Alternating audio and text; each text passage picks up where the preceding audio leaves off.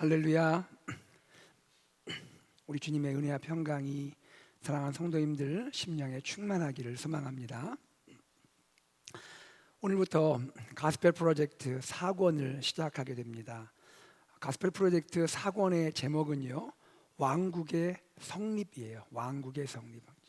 이스라엘이 이제 왕을 세우고 또 왕국을 이루어가는 그런 내용들이 소개가 되겠습니다. 사무엘상 하, 이 두 성경을 중심으로 해서 이스라엘의 사울 왕과 다윗 왕의 이야기를 볼 거고요. 또 열왕기상, 그리고 욥기, 시편, 잠언, 전도서, 이 말씀들에 소개되는 솔로몬 왕과 관계되는 이야기, 솔로몬의 지혜, 성전 건축한 이야기, 또 우상 숭배한 이야기 함께 나눌 거고요. 또 욥의 고난, 또 시편에 있는 하나님을 경배하는 노래, 이런 내용들을 가스펠 프로젝트 4권에서 함께 나누게 되겠습니다. 오늘은 이 4권의 첫 번째 시간인데요, 사무엘상 8장의 이야기, 이스라엘이 왕을 요구하는 이야기, 이 이야기를 함께 나누겠습니다. 사무엘상 8장을 보시면 이스라엘 백성이 왕을 요구해요. 우리에게 왕을 주십시오. 하나님은 백성들의 이 왕 요구를 기뻐하지 않으세요. 하지만 백성들의 요구대로 왕을 세우라고 사무엘에게 말씀하십니다. 이에 사무엘이 백성들에게 하나님의 뜻을 전하면서 백성들이 요구하는 왕을 세울 때 어떤 결과들이 있을지를 경고하는 내용이 소개가 되고 있습니다. 바로 이것이 사무엘상 8장의 이야기입니다. 이 시간에 이스라엘 백성은 왜 왕을 요구했을까? 그 왕을 요구하게 된 이유, 그 배경을 살펴보고요. 또 이스라엘이 왕을 요구하는 것은 어떤 문제가 있는 것인지, 그리고 이스라엘이 원하는 왕을 세웠을 때 그 결과는 무엇인지를 함께 살펴보겠습니다. 그러면서 이 이야기를 통해서 오늘 우리가 깨달아야 할 영적 교훈이 있다면 무엇인지를 함께 나누도록 하겠습니다. 사무엘상 8장, 이 사무엘상 8장은요, 앞에 있는 7장이 있은 후에 일정 세월이 지나간 다음의 이야기예요. 1절에 보면 사무엘이 늙음에라고 되어 있습니다. 이 표현이 이것을 보여줘요. 사무엘은 이스라엘의 사사로 활약했잖아요.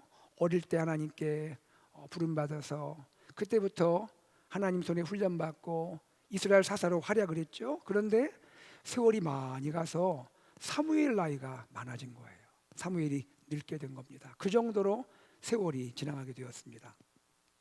이 사무엘상 8장 앞에 있는 7장의 마지막을 보면요, 7장은 이렇게 끝나게 됩니다. 자, 우리 같이 한번 읽어보겠습니다. 7장 15절에서 17절입니다. 시작.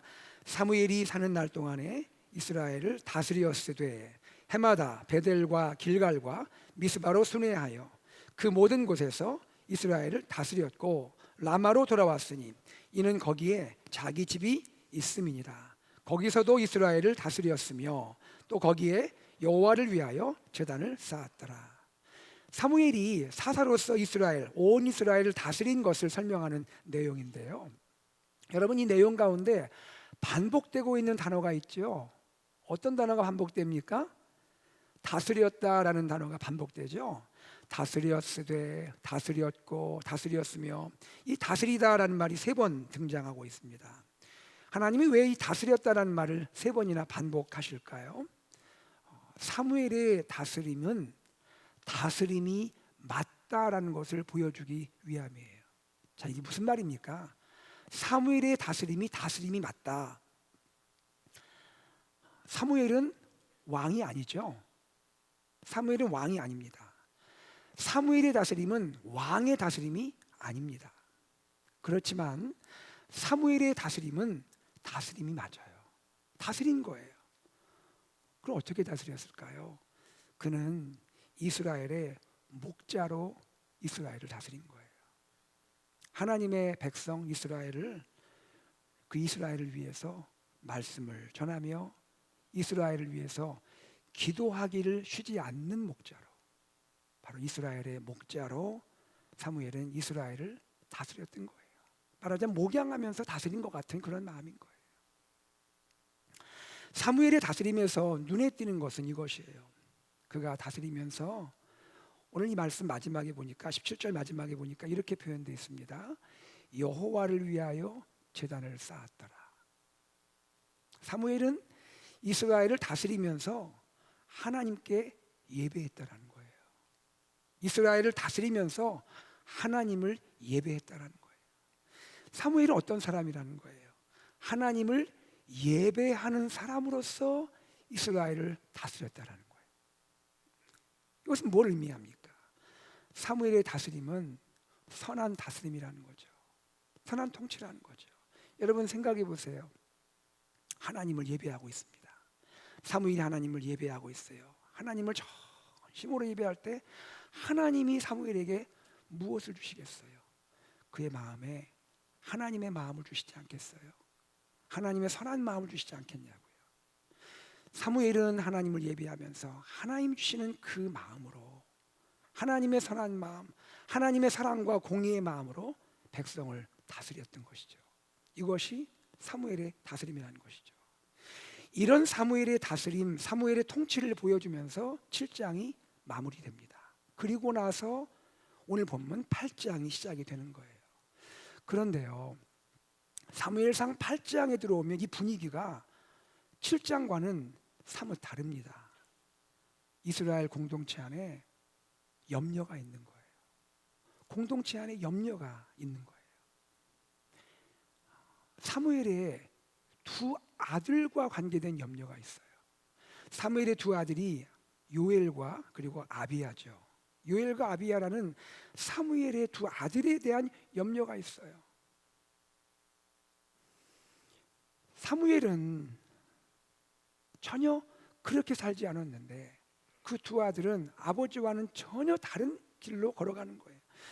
사무엘의 두 아들도 사사라고 성경에 소개되어 있어요. 그런데 이것은 정식 사사라기보다는 아버지 사무엘의 사사역을 보조했거나 혹은 아버지의 이 사사 역할을 조금 나누어서 담당했던 역할이 아니었나 생각이 됩니다. 문제는 뭐냐면 사무엘의 두 아들의 행위가 바르지 않다는 거예요. 사무엘상 8장 3절은 이렇게 기록합니다. 같이 읽어보죠. 그의 아들들이 자기 아버지의 행위를 따르지 아니하고 이익을 따라 뇌물을 받고 판결을 굽게 하니라. 여러분 기억나세요? 전에 사무엘이 어렸을 때 엘리 제사장 시대, 그때 기억나시죠? 그때 엘리 제사장에게도 아들이 둘이 있었는데 홈리와 비느하스가 있었는데 그 두 아들이 문제였잖아요. 영적인 문제가 있었고 도덕적인 문제가 있었습니다. 그리고 세월이 지났어요. 참 훌륭한 지도자 사무엘이 등장했는데 이게 또 어떻게 된 겁니까? 사무엘의 두 아들 요엘과 아비야도 문제가 있는 거예요. 이 두 아들은 공의의 문제에 딱 걸렸어요. 이익을 따라 사는 거예요. 개인의 이익을 따라 사는 거예요. 그리고 그에 따라서 뇌물도 받아요. 사사는 원래 재판관이잖아요. 주어지 재판관인데 재판을 바르게 해야 할 거 아니에요. 백성들의 이 억울함도 풀어줘야 되고 모든 걸 공의롭게 해야 하는데 뇌물을 받고는 판결을 굽게 하는 거예요. 부당하게 판결하는 거예요. 옳은 걸 그러다 하는 걸 옳으다 하고 이렇게 되고 있습니다. 저는 이 부분 보면서 이런 생각이 또 들어요. 믿음의 공동체 리더들이 자녀 교육을 잘해야죠. 그것이 맞습니다. 그런데 여러분 어때요? 어떤 때는 그게 부모 뜻대로 잘 안 될 때가 있거든요. 가슴 아픈 일이죠. 어떤 목사님이 이 부분을 말씀하시면서 이렇게 얘기하시더라고요. 답은 딱 하나라는 거예요. 그게 뭐냐면 은혜라고 말합니다. 은혜밖에 없다라는 거예요. 깊이 공감이 되더라고요. 여러분 어느 부모가 자녀가 잘못되도록 가르치겠습니까? 더더욱이 사무엘이 그렇게 하겠습니까? 이것이 현실이거든요. 그렇지만 우리가 이 부분 또 묵상하면서 영적 리더들이 이 자녀 교육이 얼마나 중요한지 사무엘 가정을 보면서 다시 한번 깨닫게 되는 부분이 있는 것이죠. 여러분 하나님께서 우리 교회 사랑하는 성도님들 가정에 특별히 섬기시는 우리 교회 리더들의 가정에 은혜 많이 주셔서 우리 사랑하는 자녀들이 부모님 신앙 못지않게 아름답게 세워지기를 간절히 소망합니다. 사무엘의 두 아들, 이 두 아들의 행위는요 이스라엘 공동체에 큰 염려가 된 거예요. 남도 아니고 사무엘의 아들들이냐고 하필이면 또. 어느 날 이스라엘 모든 장로가 모였습니다. 그리고 사무엘을 찾아갑니다. 그리고 사무엘에게 말하는 거예요. 8장 5절입니다. 같이 읽어보겠습니다. 보소서, 당신은 늙고 당신의 아들들은 당신의 행위를 따르지 아니하니 모든 나라와 같이 우리에게 왕을 세워 우리를 다스리게 하소서. 두 가지 이유를 이야기해요. 사무엘, 당신은 이제 많이 늙었네요. 당신의 아들들은 당신처럼 바르고 거룩하게 살지 않습니다. 이 두 가지 이유를 얘기하는 거예요. 그리고 그 이유에 따라서 한 가지를 요구합니다. 그게 뭘까요? 이제 우리에게 왕을 세워 왕이 우리를 다스리게 하소서. 여러분, 이 이야기 전개되는 내용을 보면 이 백성들의 요구가 어떻게 생각되십니까? 타당한 면이 있지 않습니까? 정당한 면이 있지 않아요? 사무엘은 나이가 많아서 사사직을 수행하기가 쉽지 않은 거예요. 그 아들들은 분명히 문제가 있어요. 지금요, 왕을 세워달라는 백성의 요구는 어떤 면에서 타당하게 느껴지는 거예요. 그런데 사무엘은 백성의 요구를 기뻐하지 않습니다. 자신이 나이가 많은 거, 자녀들이 문제가 있는 거, 이거 사실이죠.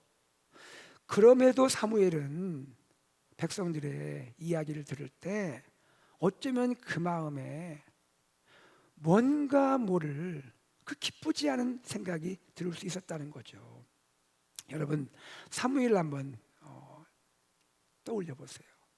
사무엘 그 어렸을 때 엄마 젖대자마자 엄마 굿바이하고 엘리 제사장 집에 가서 교육받았잖아요. 그러니까 어떤 면에서 볼 때는 참 교육 잘 받을 수 있었겠다 생각되지만 그 어린아이가 부모님 떠나서 사실 환경적으로 볼 때 그렇게 좋은 환경 아니었단 말이죠. 그 어린 시절부터 외롭게 지내면서 하나님 앞에 세워지고 일생을 하나님을 위해서, 백성을 위해서 살았습니다. 전심으로 백성을 위해 봉사했고 사심없이 헌신했습니다. 그렇기 때문에 어쩌면 사무엘의 마음에는 백성들의 이 요구가 마치 자기를 버린다고 말하는 것처럼 느낄 수 있다는 것이죠.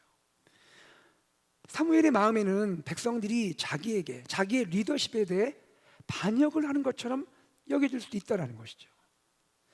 이것은요, 하나님께서 사무엘에게 하시는 말씀 중에 반영이 돼요. 8장 7절에 하나님이 사무엘에게 이렇게 말씀하세요. 이는 그들이 너를 버림이 아니요, 이렇게 말합니다. 이것은 백성이 너를 버린 것이 아니야. 이 말에는 어떤 면에서 볼 때는 사무엘이 그렇게 느낄 수도 있는 거죠. 하나님은 그런 건 아니야 라고 말씀해 주십니다. 여러분, 지금 이 이야기에서 중요한 건 뭡니까? 백성들이 왕을 요구하는 것은 나름 타당한 이유가 있죠. 백성들이 갑자기 왕 요구한 거 아니잖아요. 분명히 여기에 이유가 있고 배경이 있습니다. 그런데 문제는요, 하나님이 그것을 기뻐하지 않으신다는 거예요. 사무엘뿐 아니라 하나님이 기뻐하지 않으세요. 8장 7절 말씀을 같이 읽어보겠습니다. 시작. 여호와께서 사무엘에게 이르시되 백성이 내게 한 말을 다 들으라. 이는 그들이 너를 버림이 아니요 나를 버려 자기들의 왕이 되지 못하게 함이니라. 하나님이 이렇게 말씀하세요. 이것은, 백성이 왕을 요구하는 것은 백성들이 나를 버려서, 여호와 하나님 나를 버려서 내가 자기들의 왕이 되는 것 못하게 하는 것이다. 이렇게 말씀을 하십니다. 요구를 다 들어주라고 하면서도 하나님은 의미심장한 말씀을 하신 거예요. 백성이 왕을 요구하는 게 뭐라고요? 하나님을 버리고 하나님이 그들의 왕이 되지 못하게 하는 거라고 말씀하는 거예요. 여러분, 여기 이 말씀 가운데 버렸다라는 단어가 나오고요, 되지 못하게 했다라는 이 단어가 나오는데, 여기에 해당한 히브리 원문의 동사가 마수라는 단어예요. 마수. 이거를 영어 성경 ESV 등에서는 어떻게 번역하냐면 reject이라고 번역합니다. 거절하다라고 번역해요. They have rejected. 거절했다라는 거예요. 백성이 왕을 요구하는 것은 하나님을 거절하는 거래요. 하나님이 그들의 왕이 되는 것을 거절하는 것이다라는 의미로 하나님이 말씀하고 있는 거예요. 백성들은 현실적인 이유와 배경을 가지고, 타당한 이유와 배경을 가지고 하나님께 왕을 요구하잖아요. 그런데 하나님 왜 이렇게 말씀하십니까? 우리는 여기서 알게 되는 거죠. 하나님은 왕을 요구하는 백성들의 내면의 깊은 곳을 보고 있는 거죠. 왕을 요구하는 백성들은 내면의 깊은 곳에 있는 무언가를 지금 보고 계시는 거죠. 현실의 이유들 분명히 있습니다. 현실의 이유들을 더 깊은 곳에 자리하는 동기를 보고 있다는 거죠. 숨어있는 동기. 표면적인 이유, 현상적인 이유를 넘어서 더 깊은 곳에 있는 동기가 있다는 것이죠. 그것이 뭐냐면 왕이신 하나님 자리에 하나님 외에 다른 왕을 세우려 한다는 것이죠. 백성들은 분명히 눈에 보이는 이유를 대고 있지만, 그것이 현실적으로 맞는 일이지만, 하나님 보실 때는 백성들이 이러한 눈에 보이는 이유를 대면서 사실은 하나님으로부터 벗어나려고 하고 있다는 것이죠. 하나님 이걸 보는 것이죠. 하나님 이것을 기뻐하지 않으신다는 거죠. 여러분, 사실 이스라엘의 왕이 세워지는 것, 이스라엘이 왕국으로 가는 그 자체는 잘못된 거 아닙니다. 몇 가지 한번 성경을 통해 생각해 볼게요. 하나님은 사사시대를, 즉 사사시대의 영적 상태, 아주 타락했잖아요. 부패하고. 사사시대를 진단할 때마다 하신 말씀이 있어요. 그 말씀 기억하세요? 한번 같이 읽어볼까요? 자, 자막 올려주세요. 시작. 그때 이스라엘에 왕이 없으므로 사람이 각기 자기의 소견에 오른 대로 행하였더라. 사사기 17장 6절, 21장 25절에 하나님이 말씀을 하세요. 하나님 뭘 하시는 거예요? 이 사사시대의 영적 흑암이 있는 그 원인이 이스라엘에 왕이 없기 때문이라고 하나님이 말하시는 뉘앙스로 지금 말하고 계신단 말이죠. 또 한 가지 이거예요. 여러분 성경의 순서를 보세요. 성경의 역사 순서를 보세요. 사사기가 있고 그 다음에 사무엘서가 있죠. 이 정경, 성경의 순서도 의미가 있는 거예요. 하나님의 계획을 보여주고 있는 거예요. 하나님은 이스라엘 향해 어떤 계획이 있으시죠? 하나님의 큰 그림으로 볼 때는 사사통치, 사사시대를 지나서 이제 왕이 통치하는 왕정통치, 왕국시대를 하나님은 계획하고 계시는 거예요. 그것으로 나아가게 하나님이 하시는 거예요. 자, 또 어떤 생각을 할 수 있을까요? 여러분 창세기 보면요, 아주 흥미로운 이야기가 있습니다. 창세기에서 하나님이 야곱, 이스라엘에게 축복을 하시면서 야곱에게 하신 말씀이 있어요. 이런 말씀하십니다. 너의 후손에서 왕이 나올 거야, 이렇게 말씀하십니다. 35장 11절, 창세기 35장 11절 같이 읽습니다. 시작. 하나님이 그에게 이르시되 나는 전능한 하나님이라 생육하며 번성하라. 한 백성과 백성들의 총회가 내게서 나오고 왕들이 내 허리에서 나오리라. 이거 하나님 축복의 말씀이거든요. 야곱 너의 후손에서 왕들이 나올 거야, 축복하시며 말씀한 거예요. 한 가지만 더 이야기하죠. 오경 중에 신명기가 있죠. 이스라엘 백성이 광야에서 지냈던 그 시절에 신명기에서 하나님은 모세에게 중요한 규례를 보여주시는데, 그게 뭐냐면 이스라엘 백성이 얼마 후에는 가나안 땅에 들어갈 걸 하나님이 아시는 거예요. 약속의 땅에 들어갈 건데, 그리고 때가 되면 드디어 왕을 세울 때가 될 것이라 하나님이 예견하시고 말씀하세요. 그러면서 왕을 세우게 된다면 그냥 세우지 말고 이러이러한 규례에 맞게끔 왕을 세워야 한다. 하나님이 원하시는 왕은 이런 규례에 따라 세워져야 한다고 하나님이 규례를 말씀하기도 하셨단 말이에요. 자, 여러분 지금 이 모든 것을 우리가 한번 종합해 본다면 우리는 무엇을 할 수 있죠? 이스라엘의 왕이 세워지는 거, 왕국 시대가 열리는 거, 그 자체를 하나님이 부정적으로 여기시나요? 그렇지 않다는 거예요. 하나님은 이것을 부정적으로 여기지 않으세요. 그럼 문제는 뭡니까? 사무엘상 8장의 문제는 뭐예요? 그것은 백성들의 동기라는 거죠. 백성들의 숨어있는 동기가 문제라는 거죠. 그러면 백성들의 동기는 뭘까요? 지금 왕을 세워달라 요구하고 있는 백성들의 동기, 백성들의 요구, 그 깊은 곳에 있는 내면에 있는 그 동기가 뭐냐 이거예요. 우리는 이렇게 말할 수가 있죠. 하나님으로 충분치 않다라는 거예요. 하나님으로 충분치 않다라는 생각이 있는 거예요. 하나님만으로 만족하지 못하다라는 거예요. 그런 생각이 백성들 내면에 있어요. 하나님은 어떤 분이죠? 지금까지 하나님 백성 이스라엘을 이집트에서도 돌보셨고 광야에서도 함께 하셨고 가나안 땅에서도 하나님이 인도하셨잖아요. 자비와 사랑과 인자로 하나님은 돌보고 인도하셨죠. 백성들이 때로는 자연환경으로부터 어려움 당할 것 같으면 다 보호해 주시고, 대적이 공격할 것 같아 하나님 친히 막아주시고 싸워주시고, 백성들이 뭐가 부족한 것 같으면 필요를 채워주시고 공급해 주시고, 이분이 하나님이시잖아요. 그러나 그럼에도 이스라엘 백성들의 마음 한켠에는 모르는 건 아닌데, 하나님이 누구인지 모르는 건 아닌데 현실을 살아가다 보니까 광야 척박한 길을 걸어가고 이런저런 문제를 만나고 위기를 만나다 보니까 현실을 살아갈 때마다, 그리고 주변을 바라볼 때마다 그 마음 가운데 만족하지 못한 마음이 있다는 거예요. 다른 나라들은 이런데 왜 우리 이스라엘은 이래? 주변 국가들 보니까 블레셋 뭐 다른 나라들은 왕이 있어가지고 왕을 중심으로 강력한 왕권이 이루어지고 강력한 왕의 카리스마를 가지고 나라가 그냥 참 일사불란하게 다 움직이고 있는데 왜 우리 이스라엘은 이래? 왜 우리 이스라엘은 여전히 사사들이 다스려? 왜 사사 통치가 지금도 이어져? 여러분, 제대로만 본다면 사사 통치는 왕국 통치보다는 뭔가 좀 약간 좀 미약해 보이는 게 있잖아요. 그렇죠? 왜 우리는 이래야 돼? 20절에서 백성들이 왕을 요구하는 그 본심을 표출한 내용이 나와요. 20절에서 왕을 요구하는 본심이 나오는데요, 이런 이야기를 합니다. 한번 들어보세요. 왜 왕을 요구하느냐? 우리의 왕이 우리를 다스리며 우리 앞에 나가서 우리를 위해 싸울 것입니다. 사무엘에게 이렇게 말하는 거예요. 왕을 세워주면 우리 왕이 우리를 다스리며 우리 앞에 나가서 우리를 위해 싸울 것입니다. 자기들을 다스려주고 자기들을 위해서 전쟁에 앞장서서 싸우는 왕, 그 왕이 필요하다는 거예요.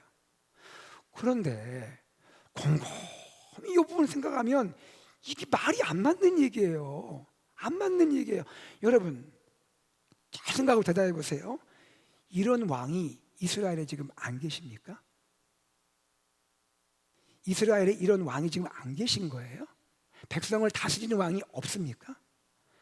전쟁에 나가면 친히 앞장서서 대적을 물리치고 싸워주는 그 왕이 이스라엘에 안 계신 거예요? 그분이 계시죠? 분명히 그분이 계시죠? 그분이 누구십니까? 하나님이시잖아요. 하나님 왕이 계시잖아요. 하나님 왕이 우리에게 있잖아요. 하나님이 이스라엘의 왕으로서 이스라엘을 위해 이렇게 하셨고 지금도 하고 계시잖아요. 그런데 이스라엘은 하나님만으로 부족하다는 거예요. 충분치 않다고 여기는 거예요. 이것이 왕을 요구하고 있는 백성들의 동기이고 숨은 동기일 수 있다는 것이죠. 그런데요, 이스라엘의 이런 모습은 사실은 이번이 처음이 아니에요. 8절 말씀 보면 이렇게 말씀하는데, 이렇게 하나님 말씀하세요. 이스라엘 백성은 내가 이집트에서 구원할 때부터, 출애굽시키는 날부터 이랬어. 하나님이 그 놀라운 구원으로 이스라엘 이집트 노예살이에서 딱 건져줬는데 그때부터 원망하고 그때부터 불평하고 광야로 나가니까 뭐가 없다고, 또 뭐 부족하다고, 금송아지로 우상 만들고. 이게 처음이 아니라는 거예요. 마음 깊은 곳으로부터 하나님이 왕이신데도 은근히 하나님을 이렇게 밀어내려는 모습이 처음이 아니라는 거예요. 하나님은 이것을 기뻐하지 않는 거예요. 하나님은 백성들의 이 내면에 있는 생각을 기뻐하지 않으시는 거예요.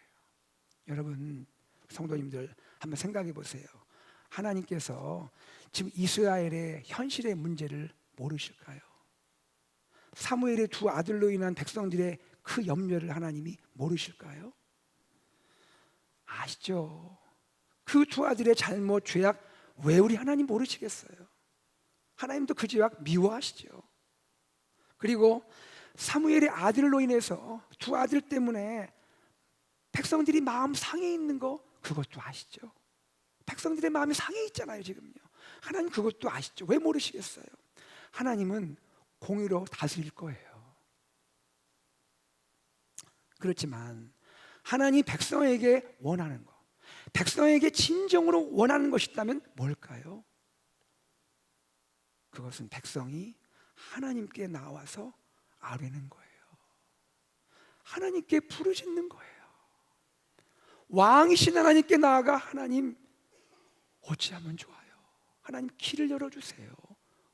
하나님 길을 좀 우리에게 열어주세요. 어찌하면 좋아요? 기도하는 거예요.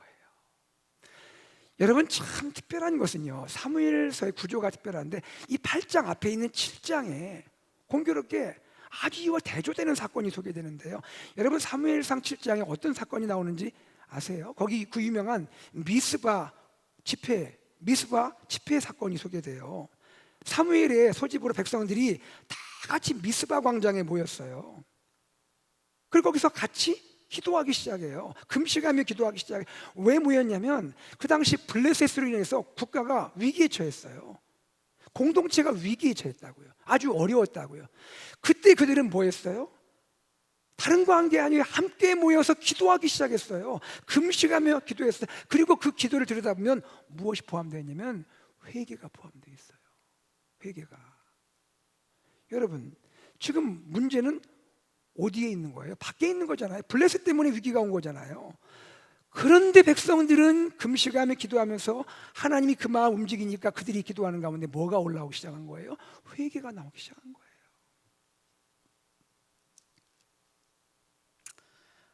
하나님과 가까이 하지 못했던 그 지금까지 시간들, 하나님과 관계가 멀어졌던 거 다 하나님께 회개하면서 하나님께 기도한 거예요. 거국적으로 기도하기 시작한 거예요. 그때 어떻게 됩니까? 하나님께서 이 공동체를 위기에서 건져주셨어요. 블레셋 군대를 하나님이 하나님의 방법으로 신기하게 하늘에서 우레가 떨어지게 해서 이스라엘 백성 손 한 번 안 쓰고 블레셋이 대패하고 말았습니다. 하나님 앞에 부르짖을 때, 하나님 앞에 진실로 기도할 때 하나님이 기도에 응답하시고 역사하셨다는 거예요. 하나님이 놀라운 승리를 안겨주셨다는 거예요. 그랬다면 7장이 지나고 8장이 넘어갔습니다. 지금 8장에서 이스라엘 또다시 위기를 맞고 있잖아요. 공동체가 위기를 겪고 있잖아요. 이번에는 외부의 위기는 아니에요. 내부에서 일어나는 위기예요. 리더십으로 인한 위기일 수 있어요. 그 아들들로 인한 공동체 위기를 당했습니다. 그러면 백성들은 뭐 해야 될까요? 뭐 해야 될까요? 조금 전에 미스바 사건이 있었잖아요. 뭐 해야 될까요? 하나님께 나와서 다시 한번 부르짖어 기도해야 할 줄로 믿습니다. 하나님, 우리를 긍휼히 여겨주세요. 우리가 어떻게 하면 좋아요? 하나님, 지도자들이 바르지 못해요. 부패했습니다. 이스라엘의 왕이신 하나님, 우리 공동체를 불쌍히 여겨주십시오 라고 그들이 겸허히 기도했어야 하는 거죠. 하지만 이스라엘은 사무엘상 7장과 전혀 다른 모습을 보여줍니다. 위기를 만났는데, 다시 위기를 만났는데 문제 앞에서 하나님께 나가서 왕이신 하나님께 부르짖고 기도하는 모습이 아니라 그 현실적인 이유는 맞는데 그 이유를 이야기하면서 그 가운데 자기들의 숨어있는 동기를 말하고 있는 거예요. 어쩌면 평소부터 가졌던 내면의 동기, 욕망일 수도 있는 거예요. 그것을 표출하고 있는 거예요. 이것이 사무엘상 8장에 왕을 요구하고 있는 이스라엘의 모습이라는 거예요. 여러분, 오늘 우리는 이 좀 묵직한 이야기잖아요. 이 이야기를 통해서 우리 자신을 한번 보면서 질문하면 좋겠어요. 우리 성도님들 살아가다 보면 삶에 여러 가지 문제 많이 만나잖아요. 그렇죠? 여러 가지 때로는 위기를 만날 수도 있어요. 그때 우리 어떻게 해야죠? 어떻게 해야 합니까? 그 문제와 위기로 인해서 오히려 나의 삶의 왕이신 하나님께 더 가까이 나가야 하겠습니까? 아니면 문제 앞에서 위기 만났을 때 하나님이 아닌 다른 무엇으로 나의 왕을 삼으려고 하고 그 왕을 의지하겠습니까? 어떻게 하시겠습니까? 이스라엘이 왕을 요구하는 이 내용 가운데는요, 특별히 심각한 문제가 하나 있어요. 아주 심각한 문제가 있습니다. 사무엘상 8장 5절에 소개되는데 이렇게 말합니다. 모든 나라와 같이, 다 같이 읽어볼까요? 시작. 모든 나라와 같이 우리에게 왕을 세워 우리를 다스리게 하소서. 모든 나라와 같이 주변 나라들처럼 우리에게 왕을 세워 우리를 다스리게 하소서. 백성이 지금 원하는 왕, 어떤 왕이에요? 세상의 왕들과 같은 왕이란 말이에요. 주변 국가들과 같은 그런 왕이란 말이에요. 그런 강력한 세속적인 절대군주 왕을 원하고 있다는 말이에요. 어쩌면 백성들은 사사시대를 지내면서 주변에 강대국 보면서 그 왕들이 부러웠을지도 모르죠. 말은 안 했지만 아유 부럽다 했을지도 모르죠. 이것은 아주 위험한 생각입니다. 여러분 생각해 보십시오. 잘 생각해 보십시오. 하나님이 이스라엘을 왜 구원하셨죠? 하나님이 이스라엘을 구원하신 목적은 뭡니까? 왜 구원하셨습니까? 그것은 이스라엘이 세상과 구별된 민족이 되라고 구원하셨어요. 세상과 구별된 백성으로 살게 하려고 구원하셨잖아요. 맞습니까?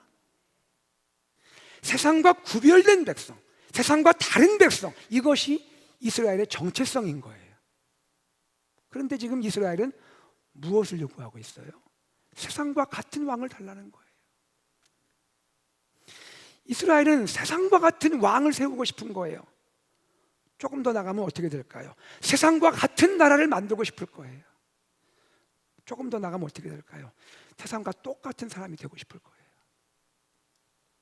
세상과 구별된 사람이 되는 것이 아니라 세상과 똑같은 사람이 되고자 하는 것이에요.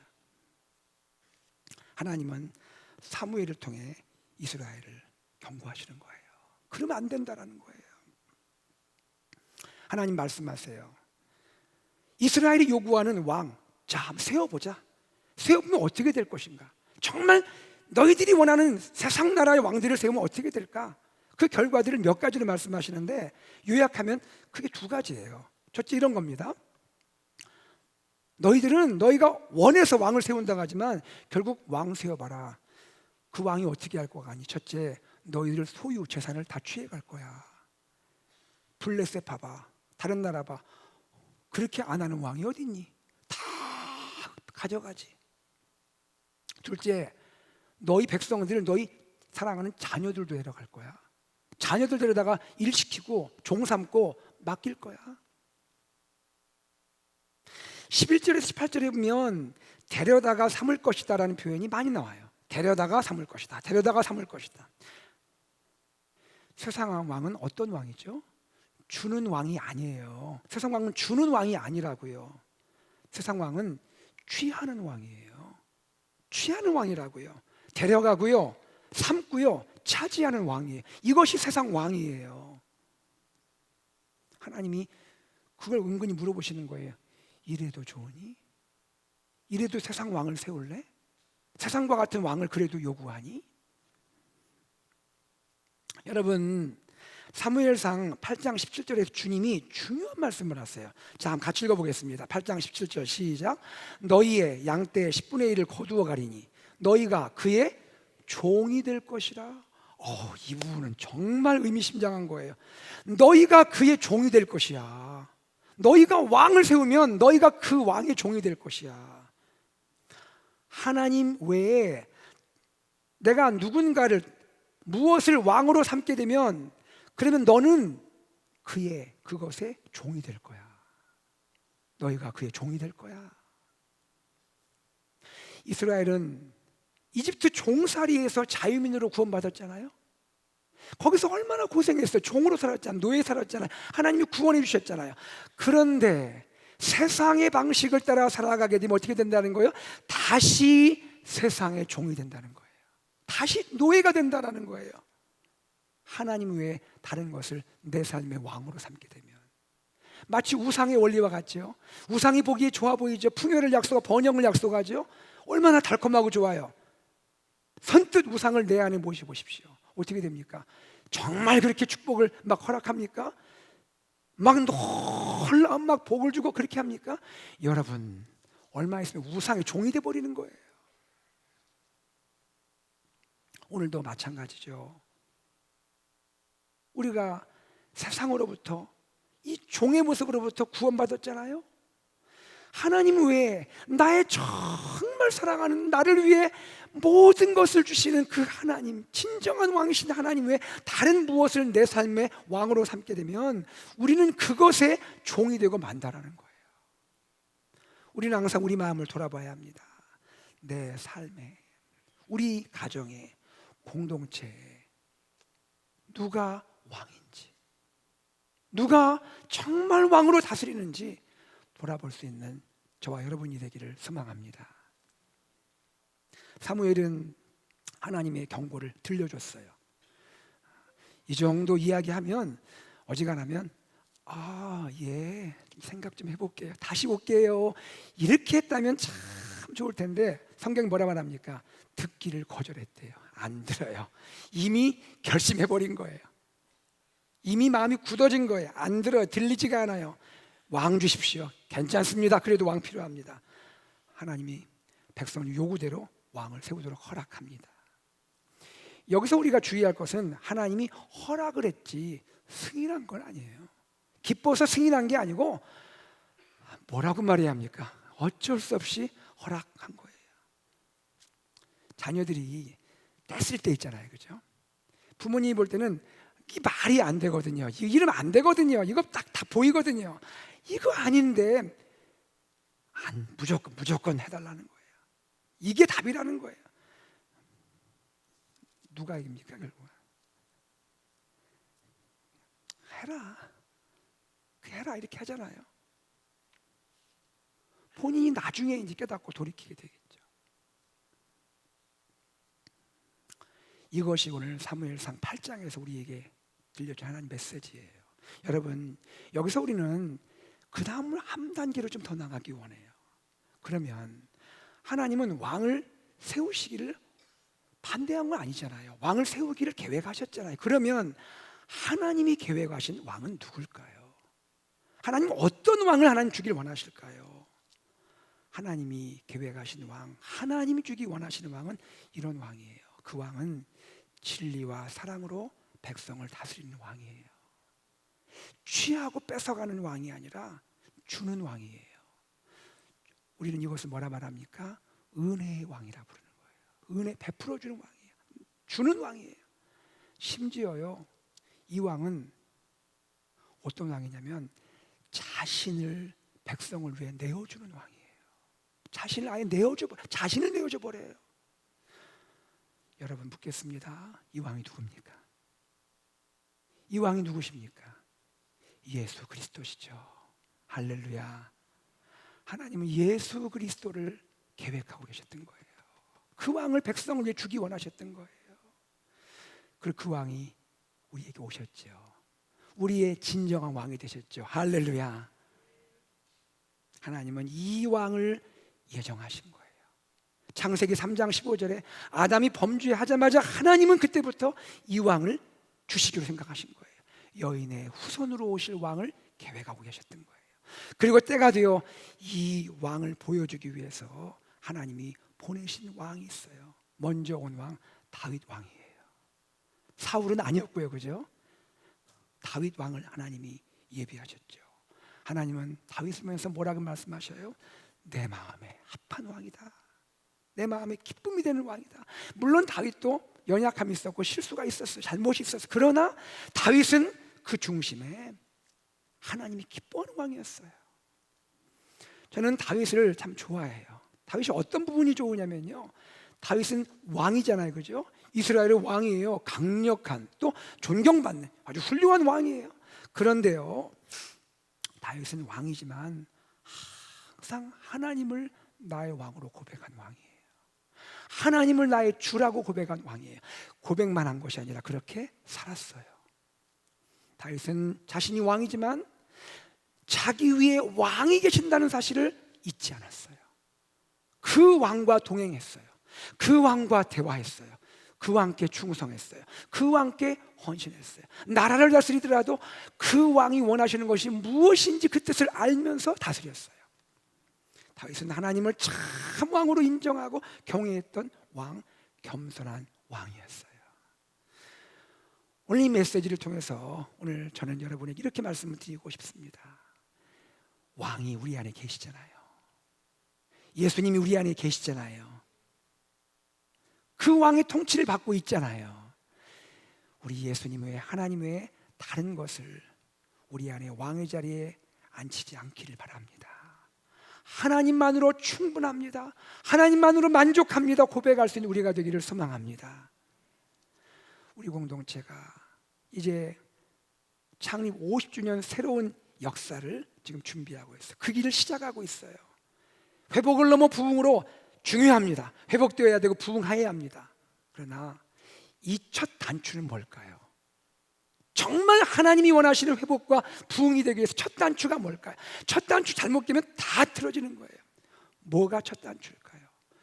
우리 공동체 왕은 하나님이십니다. 우리 공동체 왕은 예수 그리스도예요. 이것이 분명해야 합니다. 여기서부터 회복이 일어나고 여기서부터 부흥이 일어날 줄로 믿습니다. 이것이 중요한 거예요. 사랑하는 여러분, 우리가 왕을 만났으니, 왕을 모시고 있으니 왕을 모신 백성답게 그렇게 세상을 멋지게 살아갈 수 있기를 소망합니다. 말씀을 맺겠습니다. 왕을 요구하는 백성들, 이스라엘 백성들 이야기를 우리가 들었는데요, 우리는 이 이야기를 들으면서 누가 나의 왕이신지, 누가 우리의 왕이셔야 하는지를 보게 되었습니다. 하나님만이 우리의 왕이시고요, 하나님만이 우리의 왕이셔야 합니다. 하나님 외에 다른 누구도 무엇도 우리의 왕일 수는 없는 것이죠. 사랑하는 성도님들, 우리 이렇게 고백할 수 있으면 좋겠어요. 하나님만으로 충분해요. 하나님으로 내가 만족해요. 하나님으로 나는 기뻐요. 성도님들, 세상을 살아가면서 때로 세상이 눈에 보일 때가 있죠. 세상과 비교하면서 나 스스로 불행하고 내 안에 있는 이 소중한 기쁨을, 구원의 기쁨을 빼앗기는 일이 없기를 소망합니다. 하나님만을 왕으로 모시고 살아가는 인생이요, 그 인생이 참 자유의 인생이에요. 하나님만을 왕으로 섬기는 우리 가정이, 우리 공동체가 진정한 자유의 가정이고 진정한 자유의 공동체인 줄로 믿습니다. 우리 사랑하는 성도님들, 하나님이 나의 왕이에요, 예수님이 우리의 왕이에요 고백하며 왕이신 하나님께 더 가까이 나아가고, 혹시 어려움이 있을지라도 어려움 때문에 더 왕이신 하나님께 가까이 나아가고 왕이신 예수님 더 많이 알아가는 복된 2013년 여러분의 삶이 되기를 소망합니다. 하나님만이 우리의 왕입니다, 예수님만이 우리의 왕입니다 고백하며 이 고백을 세상 가운데 선포하는 AKPC 공동체 되기를 주의 이름으로 축원합니다. 특별히 오늘 임직하시는 우리 귀한 한 분 한 분, 여러분의 임직의 첫 출발이 바로 이것이 되기를 원합니다. 하나님이 나의 왕입니다. 예수님이 나의 왕입니다. 이 고백과 함께 주님을 섬기고 주의 몸된 교회를 섬기는 복된 임직자 되기를 주의 이름으로 축복합니다. 말씀을 기억하면서 이 시간 찬양하겠습니다. 찬양할 때 주님 곁으로 날 이끄소서 찬양하기 원합니다. 나의 왕이신 주님 곁으로 날 이끄소서, 내 모든 것 드리며 주 음성 듣기 원하네. 우리 주님만이 나의 모든 것입니다. 주님만을 더 알기 원합니다. 찬양하겠습니다.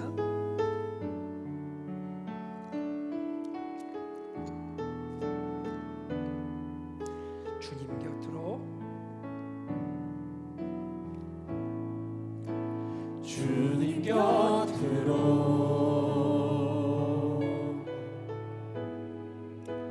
날 이끄소서, 내 모든 것 다 드리며 내 모든 것 다 드리며 왕이신 주님의 음성 듣기 원합니다.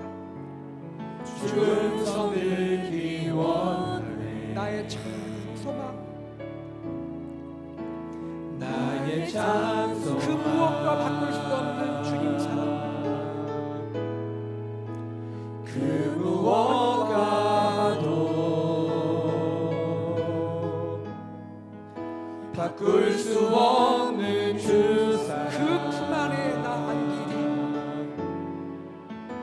품 안에 나 주님의 길로 인도하소서. 주님의 길로 주님만이 내 모든 것 인도하소서. 되십니다. 할렐루야.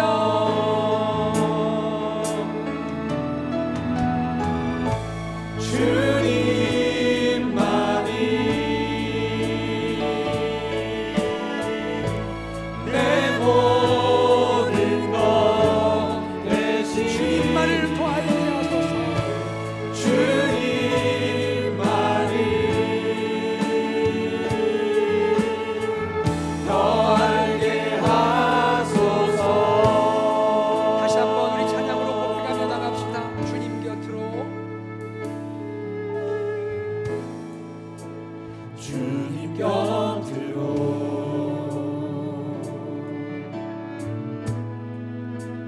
나를 이끄소서. 내 모든 것 주께 드립니다. 내 모든 것 다 드리며 주님 음성 듣기 원합니다. 주 음성 듣기 원하네. 나의 참 소망이신 주님. 나의 장소만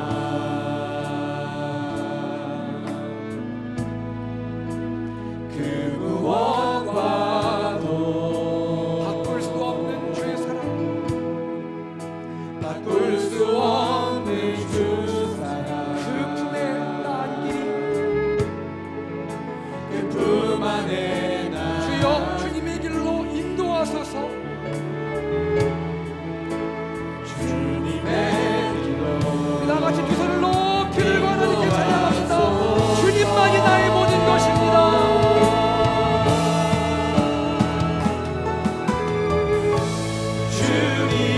주님만이 내 모든 것 되시니 주님만 더 알게 하소서. 주님만을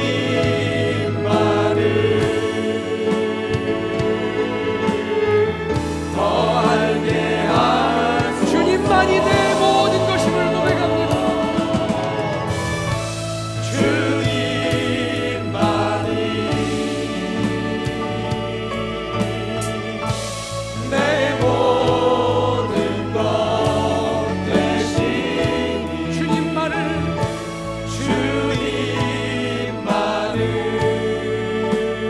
더 알게 하소서. 더 알게 하소서. 시간 우리 함께 기도하기 원합니다. 나의 왕이신 주님, 우리 가정의 왕이신 주님, 우리 공동체의 왕이신 주님, 주님을 내가 참 사랑합니다. 주님만을 섬기기 원합니다. 주님이 나의 모든 것 되어주시기 원합니다. 주님, 제가 주님을 알게 하여 주옵소서. 우리 함께 기도하겠습니다. 하나님 아버지, 주님께 감사와 찬송과 영광을 올려드립니다. 아버지 하나님, 우리가 오늘 하나님의 말씀을 통하여 우리 주님 왕이신 주님을 생각하며 왕이신 주님께 나가기를 간절히 원합니다. 하나님, 왕이신 나의 하나님, 왕이신 나의 주 예수님, 하나님, 주님 나를 다스려 주시고 통치하시고 주님 외에 다른 어떤 것 하나님 구하지 않게 하시고 우리 왕이신 하나님으로 만족하고 왕이신 하나님으로 충분하고 왕이신 하나님 내 모든 것 되시고 왕이신 하나님을 더 알기를 원합니다. 왕이신 하나님 그 백성답게 살기를 원합니다.